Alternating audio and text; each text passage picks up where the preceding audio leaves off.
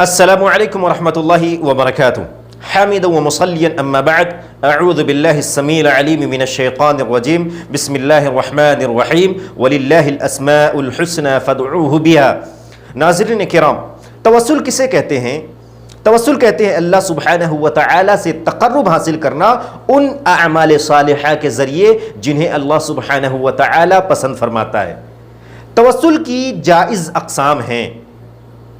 پہلی قسم التوسل الی اللہ سبحانہ و تعالی باسمائہ و صفاتہ، اللہ سبحانہ و تعالی سے تقرب حاصل کرنا ان کے خوبصورت ناموں کے ذریعے اور ان کی صفات کے ذریعے، یعنی اللہ رب العالمین کے خوبصورت نام ہیں اور صفات ہیں۔ اللہ سبحانہ و تعالی قرآن مقدس کے اندر ارشاد فرماتا ہے وَلِلَّهِ الْأَسْمَاءُ الْحُسْنَى فَادْعُوهُ بِهَا، اللہ سبحانہ و تعالی کے خوبصورت نام ہیں، ان ناموں کے ذریعے اللہ سبحانہ و تعالی سے دعائیں کرو۔ اس آیت کے اندر اللہ سبحانہ و تعالی بندوں کو اپنے ناموں کے ذریعے دعائیں کرنے کے لیے ہدایت دے رہا ہے۔ تو ہمیں اور آپ کو چاہیے کہ اللہ سبحانہ و تعالی کے ناموں کے ذریعے اللہ سبحانہ و تعالی سے تقرب حاصل کریں، اللہ سبحانہ و تعالی سے قریب ہونے کی کوشش کریں۔ یا حی یا قیوم برحمتک استغیث، اللہ سبحانہ و تعالی کے خوبصورت اسماء ہیں اور صفات ہیں، ان صفات کے ذریعے بھی اللہ رب العالمین سے قریب ہونے کی کوشش کرنی چاہیے۔ لیکن افسوس کے ساتھ کہنا پڑتا ہے کہ لوگ اللہ سبحانہ و تعالی کے ناموں کو چھوڑ کر غیر اللہ کے ناموں کے ذریعے اللہ سے قریب ہونے کی کوشش کر رہے ہیں، جو کہ بالکل غلط ہے۔ اللہ سبحانہ و تعالی کے ناموں کے ذریعے تقرب حاصل کرنا یہ جائز ہے، جبکہ غیر اللہ کے ناموں کے ذریعے اللہ سے قربت حاصل کرنا یہ ناجائز اور غیر مشروع ہے، اللہ سبحانہ و تعالی اسے پسند نہیں فرماتا۔ نمبر 2، اپنے نیک عمل کے ذریعے اللہ سبحانہ و تعالی سے قریب ہونے کی کوشش کرنا۔ وہ 3 آدمی کا واقعہ تو آپ نے سنا ہے نا، جو غار کے اندر بند ہو گئے تھے۔ تینوں نے اپنے اعمال صالحہ کا وسیلہ دے کر اللہ سبحانہ و تعالی سے دعائیں کی اور غار سے صحیح سلامت باہر آ گئے۔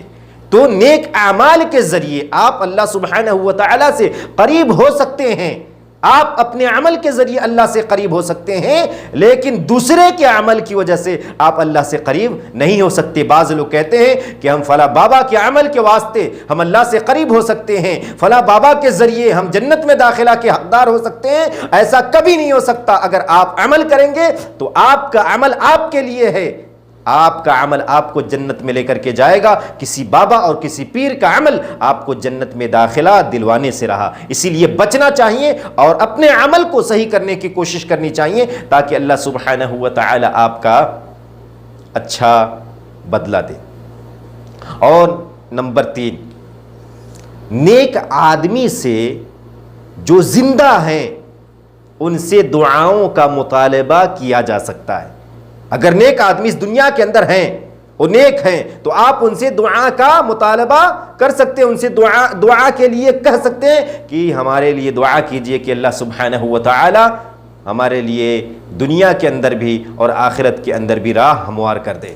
تو آپ نیک آدمی سے جو زندہ ہیں ان سے دعاؤں کا مطالبہ کر سکتے ہیں، ان سے طلب کر سکتے ہیں کہ آپ میرے لیے دعائیں کیجئے، اللہ سبحانہ و تعالی ہمیں قریب کر لے، اللہ سبحانہ و تعالی ہماری دعاؤں کو قبول کر لے۔ تو یہ چیز مستحسن ہے۔ لیکن اگر کوئی اس دنیا سے جا چکا، اس دنیا سے قبر میں جا چکا، ان سے مانگنا یا ان سے وسیلہ طلب کرنا یہ حرام ہے۔ اور اگر کوئی شخص یہ سمجھتا ہے کہ قبر کے اندر جو مدفون ہے وہ بذات خود ہماری مشکل کشائی کرتا ہے، ہماری مشکلات کو حل کرتا ہے، ہماری حاجات کو پوری کرتا ہے، تو یہ شرک اکبر ہے، اللہ سبحانہ و تعالی اسے کبھی معاف نہیں فرمائے گا۔